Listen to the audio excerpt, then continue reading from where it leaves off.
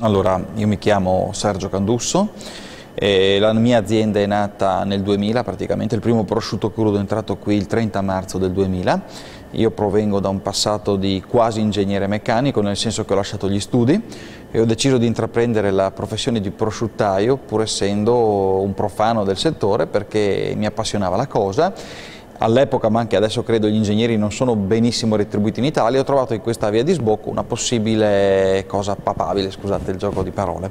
E da lì ho fatto un anno in giro per i prosciuttifici a imparare il mestiere, fra virgolette, quindi imparare tutto dalla alla Z, da un minimo di gestione aziendale a come fisicamente si fa il prosciutto, a selezionare le cosce, a rubare magari qualche piccolo segreto dai miei colleghi.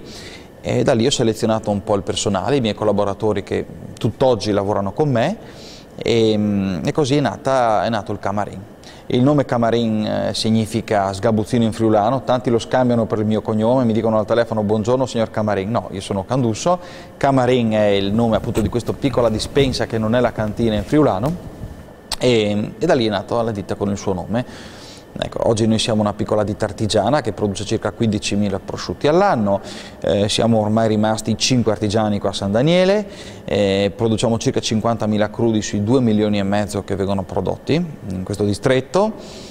Ecco, oggi a 10 anni di distanza posso tirare un bilancio molto positivo dalla mia esperienza, perché stiamo proponendo un prodotto molto dolce, valido, che ormai è riconosciuto come uno fra i più validi qui a San Daniele.